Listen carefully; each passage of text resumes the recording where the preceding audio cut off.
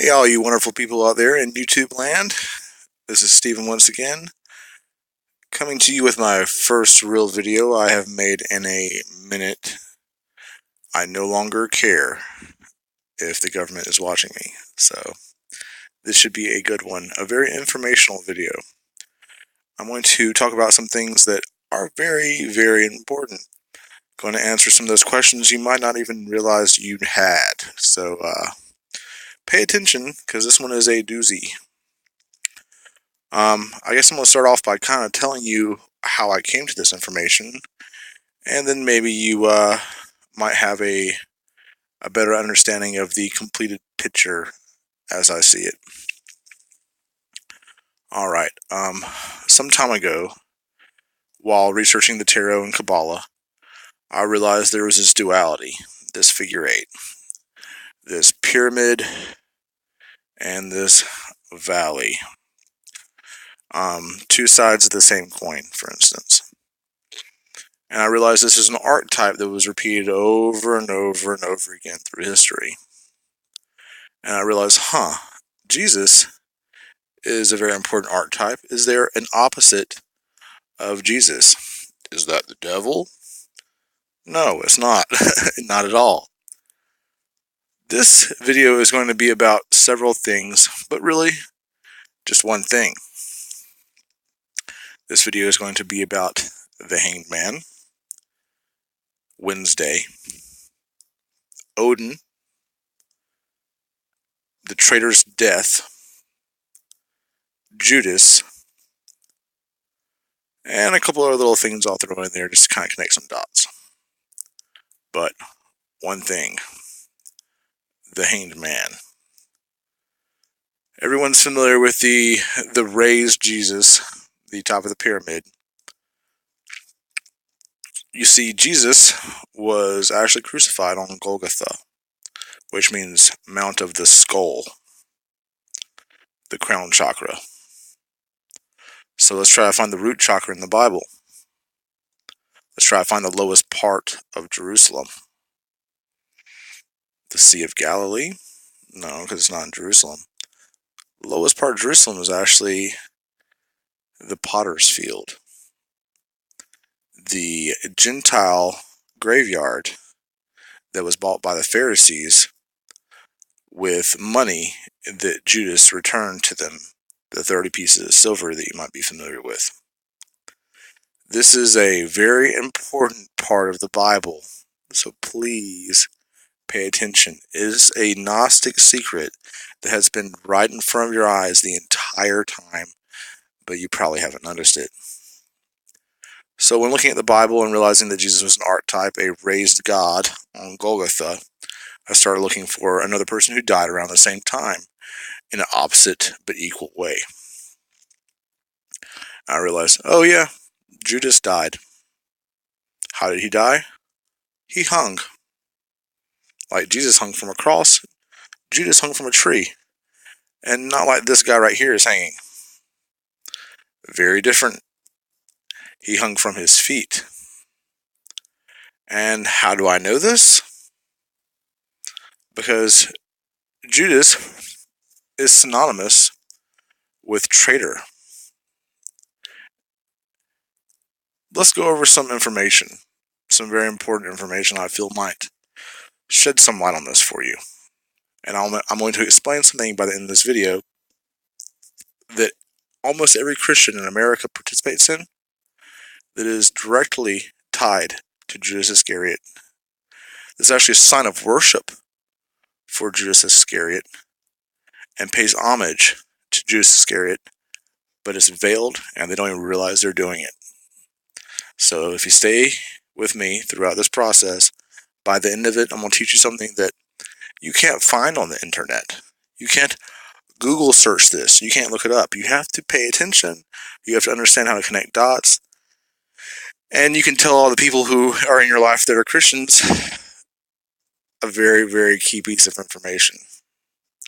So hang on, because this is going to be a doozy. Alright. I'm doing this kind of old school style, so bear with me.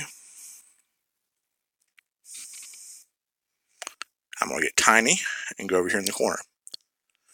The name Judas is a Hebrew baby name. In Hebrew, the meaning of the name Judas is praise, the praised one. His name has become synonymous with traitor, as the apostle Judas Iscariot betrayed Jesus Christ for 30 pieces of silver.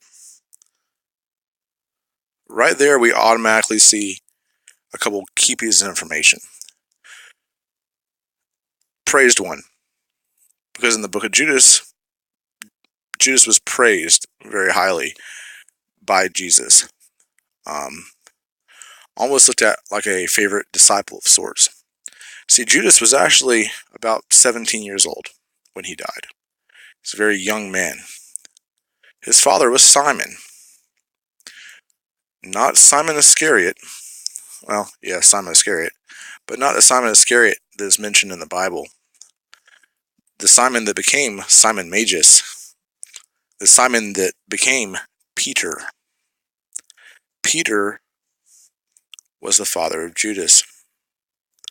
Whenever Jesus said, "Hey, I'm going to build my church on the rock, which is you, Peter," he actually meant, "Hey, I'm going to build my church on your foundation," which was Judas. The Church of Jesus Christ, not of Latter-day Saints, just period. The Catholic Church, every church that sprang from this Judaic sect of Gnostics was built on the blood of Judas as well as the blood of Jesus. 30 pieces of silver is important. Why, you may ask? Because 30 pieces of silver represent the 30 moons, the 30 days in a lunar calendar. Silver representing the moon, gold representing the sun. Jesus was the sun, Judas is the moon. Back again.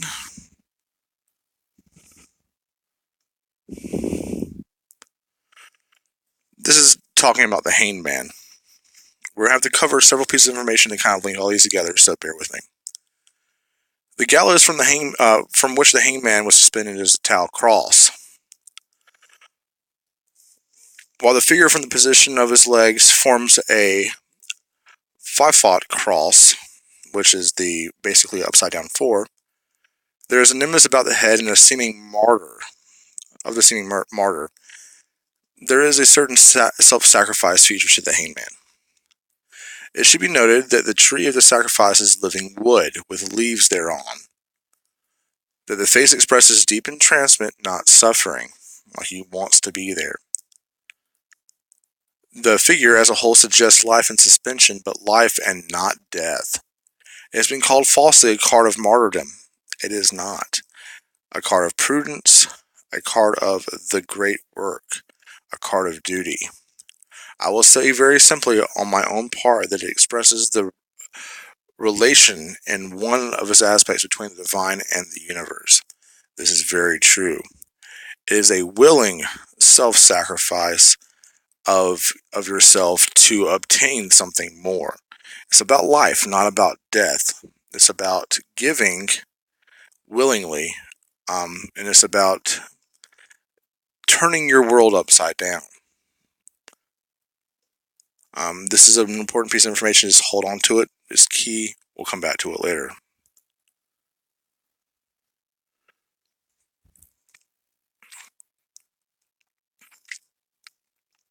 The Hanged Man is the 12th trump in the Major Arcana card and most traditional tarot decks. It is used in game playing as well as divination. Mostly just divination. It depicts Pittura Infamante, an image of a man being hung upside down by one ankle. This method of hanging was a common punishment at the time for traitors. Judas is known as a traitor, right? Synonymous with traitors. In Italy. However, the solemn expression on his face traditionally suggests that he's there by his own accord. The card is meant to represent self-sacrifice more than it does corporal punishment or criminality. In other interpretation, the Hanged Man is a depiction of the Norse god Odin, who suspended himself from a tree of knowledge to gain the tree in order to gain knowledge. There is also a Christian interpretation that portrays Judas and includes the bag of silver in his hands. See, the Hanged Man Well, hell, let's just read this next part.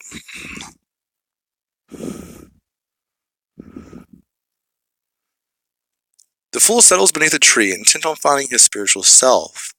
There he stays for 9 days, like Odin hung from the tree for 9 days, without eating, barely moving. On the 9th day, with no conscious thought of why, he climbs a tree and dangles from a branch upside down like a child. For a moment, he surrenders all that is, wants, knows, or cares about. Coins fall from his pocket, like 30 pieces of silver, and he gazes down on them and sees them not as money, but as only round bits of metal. He feels that his perspective of the world has completely changed or turned upside down. That this inverted position has allowed him between the physical and spiritual world.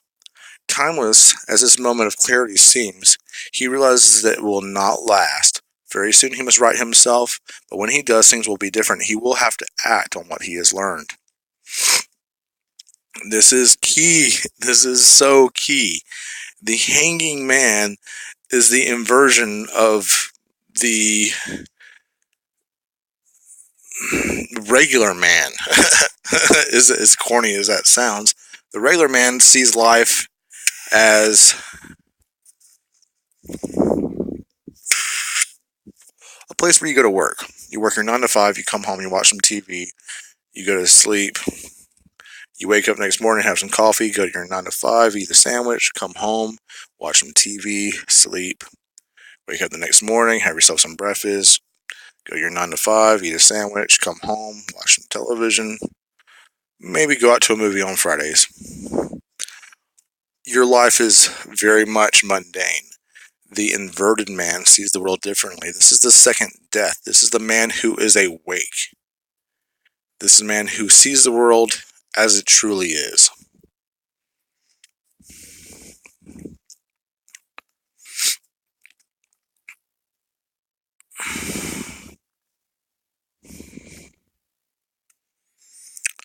Alright, these are a few different people in history that suffered the Patura Infamante. The Patura Infamante was... it's a... well, hell, there's actually a description of it somewhere in here. No...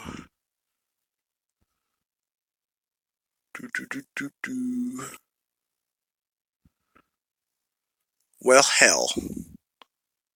Yeah, here we go. Common things of the Patura Infamante, which were meant to be humiliating, including depicting the subject as wearing a mitre or hanging upside down, being the presence of unclean animals such as pigs or donkeys, or those deemed evil like snakes.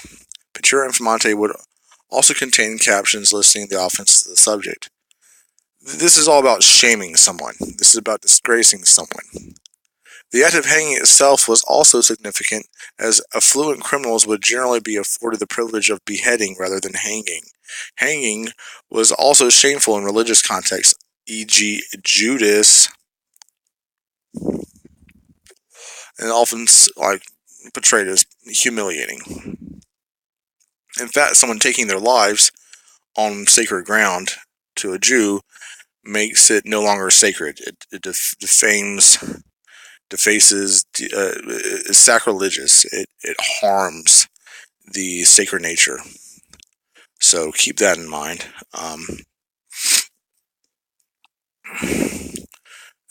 Basically, it's a form of punishment or torture. These are a few people. Pause it if you want to read it. It shows all the different fucked up shit they did to people in order to make fun of them, basically. The traitor's hanging is always considered to be an upside-down hanging, typically by 1 foot. A lot of times they would hang you with animals, as stated before.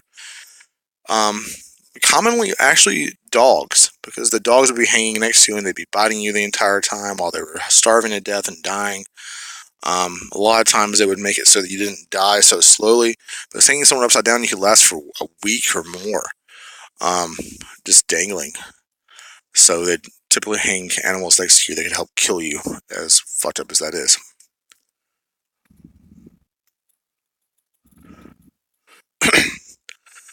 This is very important. This is Genesis 3:15. I will put enmity between you and the woman, and between your offspring and her offspring.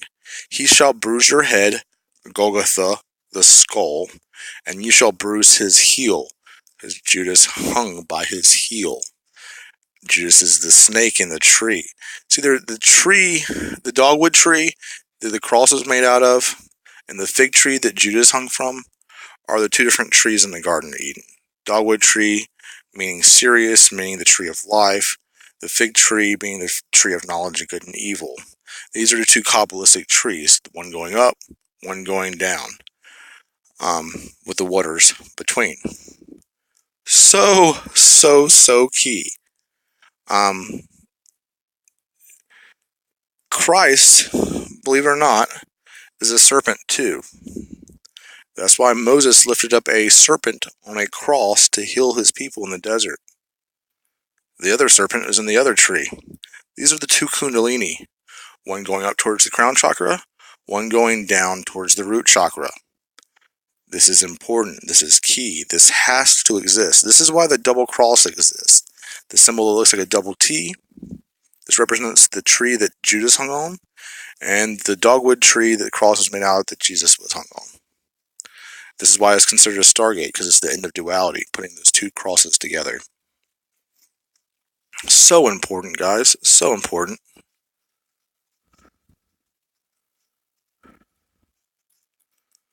Okay. This is about Odin, where Odin came from. Actually, it's about Uranus and Saturn. Saturn is Odin, okay? Saturn is Judas. Jupiter is Jesus. That's why Jupiter has a big red spot on it, because it was wounded with a spear. Just like Christ has a big red spot on his side. Okay? Odin is kind of like a combination of Judas and Jesus, a completed man. Excuse me. Because he was wounded on the cross like Jupiter, but also hung upside down like Saturn. So there's kind of a combination there. Further, according to the theogony, when Kronos castrated Uranus, from Uranus' blood that splattered onto the earth came the Furies, the Giants, and this other group. I have no idea what they are. Also, according to theogony, Kronos threw the severed genitals into the sea, around which formed and transformed into the goddess Aphrodite. Blah, blah, blah. This is important. Once again, we're going to come back to this later.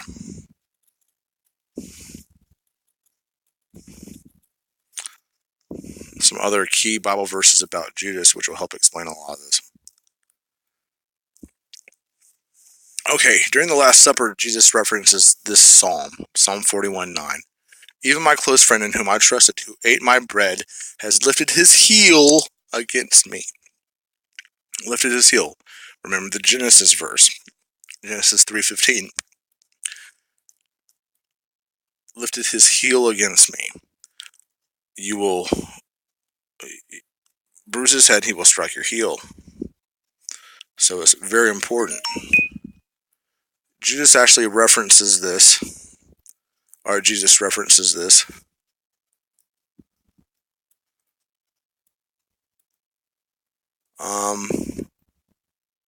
Whenever Judas betrayed Jesus, he went to go collect his silver. Then he realized the Pharisees weren't just going to talk to him like they said they were, because he was 17 years old and kind of stupid, okay? He realized that the Pharisees were going to have him killed by the Romans, because it's actually... How is this possible? I got rid of... Gary, I'm making a video, Gary. Alright.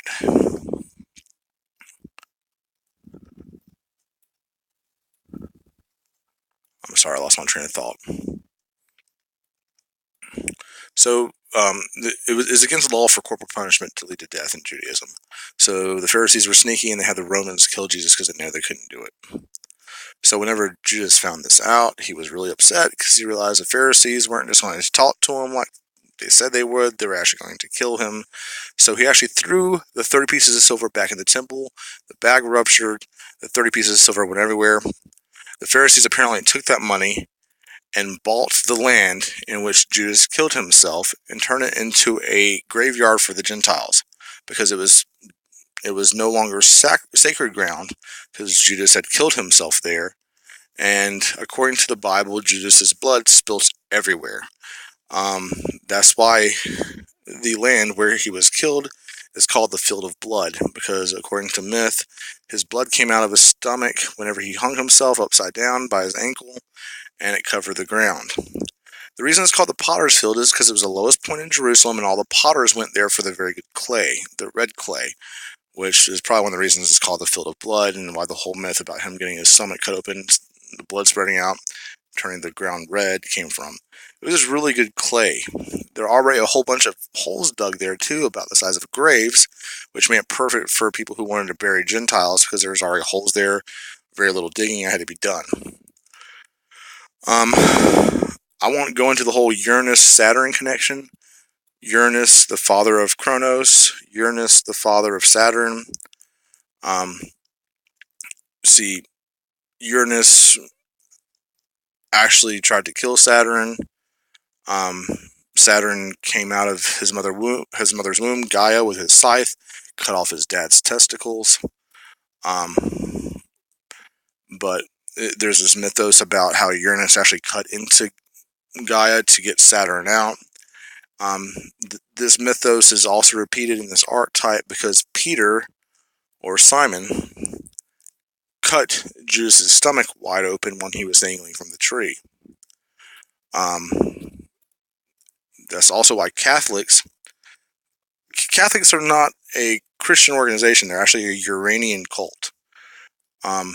They worship Uranus, or Peter, because, there's a lot of, like I said, I'm not going to it, but that's the reason they have castrates, people who remove their own testicles in order to sing better, etc., because there's this whole castration cult part to a Uranian cult, because Saturn cut off the testicles of his own father. I won't go into all that. It has a lot to do with the reason why there's so much pedophilia in Catholicism, though. Blah, blah, blah, blah, blah, blah, blah. I'm not going to that. This is about Judas and Jesus.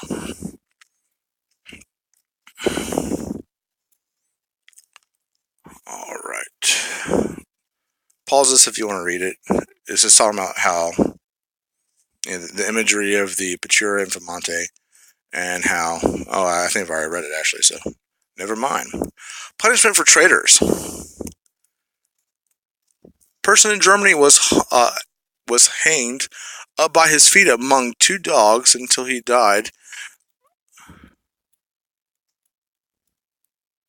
250 years earlier than the first attested Jewish case. Another example of a non-Jew who suffered this punishment. See, this torture, this traitor's punishment of hanging upside down was a largely Jewish thing. That's why it's in the tarot deck, because the tarot deck is actually a representation of the Kabbalistic tree of life and your path up the tree of life. It's complicated, but Norse mythology and Judaism are intrinsically tied. Those two cultures were at one time together in ancient Canaan, where the Canaanites were. They both worshipped the bull because they were both a Taurian cult from the age of Taurus. This eventually split off into the Phoenicians and to the Norse. That's why there's 22 runes. That's why there's 22 letters in Hebrew, etc., etc. They're exactly the same religion, faith, etc. They will never acknowledge that, but they came from the same place. Just like Esau and Jacob came from the same place, there's representations of the Norse and the Phoenicians that came out of Canaan. King Lear. In Dante's Inferno, the ninth and lowest circle of hell is reserved for traitors. Judas Iscariot, who betrayed Jesus. Also, people like Benedict Arnold, blah, blah, blah, blah. Pause this if you want to read it. But the fact that there's 9 circles of hell, the fact that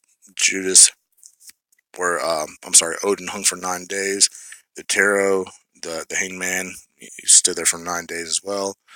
It's an important combination, and it helps link everything together. But notice how the hanged man is the 12th card, just like the 12th apostle was Judas. Hanged man. This is the hanged man with the two dogs like I was telling you about. Just chewing at them. There's the hanged man in front of the moon, representing once again this day-night duality, Jesus-Judas duality.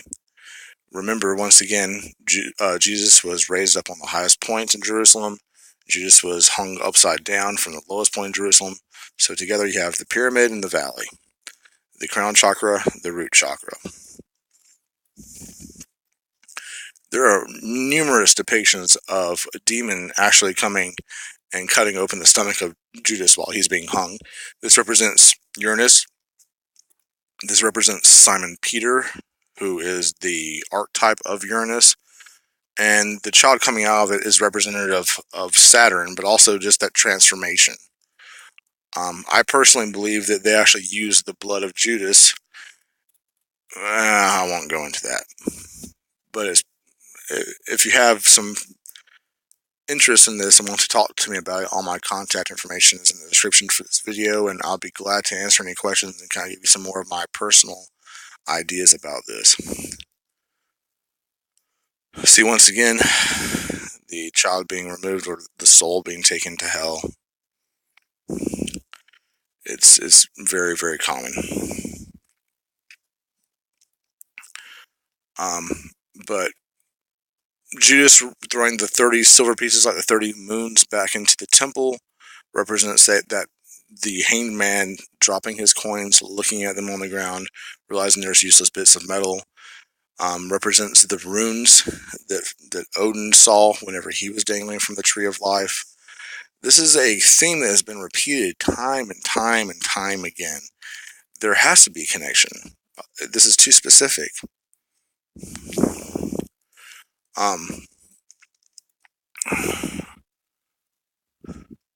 Matthew 27:3-10 says that Judas returned the money of the priests and committed suicide by hanging himself.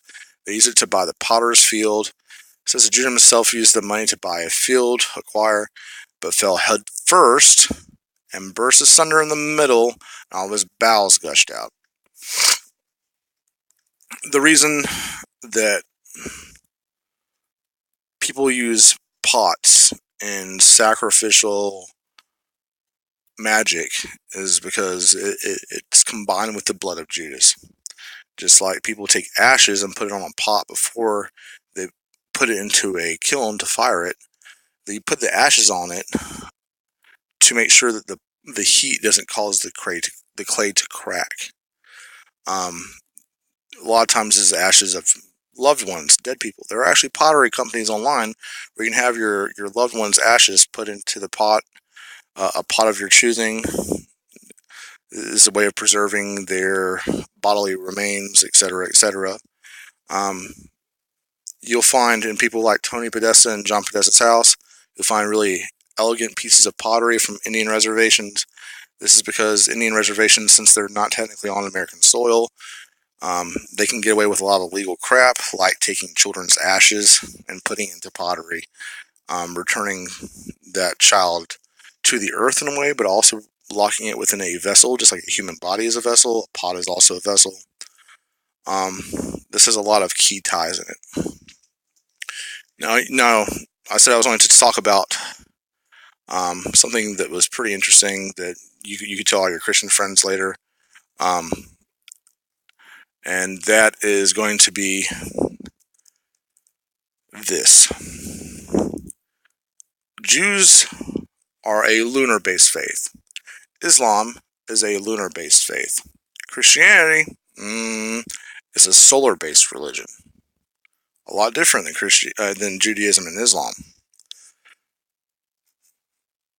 But Judas is very, very lunar. So let's go through the days of the week, shall we? Monday, Moon Day. Tuesday is Tears Day. Wednesday is Odin's Day. Thursday is Thor's Day. Friday is Freya's Day. Saturday is Saturn's Day, which is, it's kind of weird. Only non-Norse one. And then Sunday is the Sunday. Christians celebrate their Sabbath on Sunday. Jews are, I say it's a lunar-based faith, but truly both Islam and Judaism are kind of a Saturn-based faith, but the moon is a secondary form of Saturn, just like the sun is a secondary form of Jupiter. So Christians worshiping on Sunday, if there was a secret part of Christianity that also celebrated the fact that Judas hung himself because Jesus couldn't technically kill himself, could he? He can't commit suicide because he's trying to take on the entire sins of the world, right? He's trying to liberate humans from their sins by offering himself up as a conduit to absorb all that sin. So he can't kill himself because he has to die sinless in order to do that.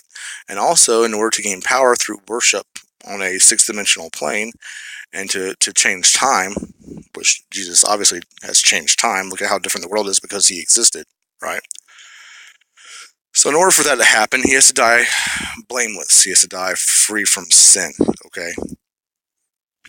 So he has to put that sin onto somebody. And the whole sin that he would also be collecting. Judas became that. Judas became the embodiment of all the sin that Christ took on and relieved the world of. But, Kabbalistically, he has to remain secret. Judas cannot be known as the true martyr.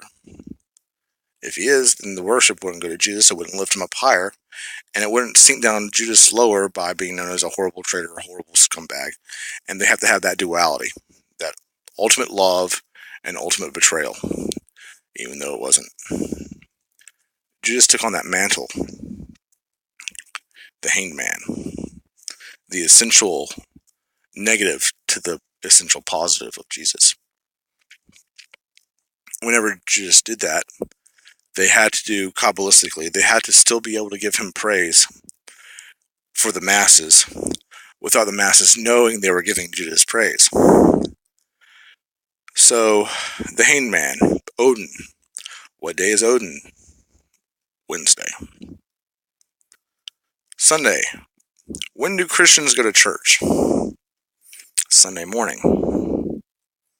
When do they also go to church? Wednesday night. Judas Day night. That's why Christians go to church on Wednesday nights. Out of secret homage paid to Judas. They're not even aware of that fact. They don't even know why they do it. Why Wednesday night? Because it's the middle of the night? Middle of the week? No. it's to pay homage to the hanged god. Judas. Odin. The hanged man. That's why Christians go to church on Wednesday nights. And not a pastor, I guarantee you, not a pastor that you know will know why. Doesn't make any sense, does it? Being a solar-based religion, Sunday makes perfect sense. The morning when the sun rises, why would you go to church after the sun sets on Wednesday night? For the duality. For the as above, so below. You have to have the so below. If you don't have darkness, there is no light. If you don't have light, there is no darkness. You have to have both in order for it to make sense. And you can't let people know, or it breaks the magic. Welcome to the wonderful world of Kabbalah. I just taught you guys something that you won't be able to look up on the internet. You won't be able to find this information anywhere. You have to connect these dots yourself by looking at the archetype, by looking at the days of the week as a representation of the 7 planetary masses that were of ancient times. The greater and lesser lights, sun and the moon, and then the planets going all the way up to Saturn. So, Jupiter, Saturn, Jesus, Judas, light, dark, Pyramid Valley, duality, as above, so below. And here I am, and here I go.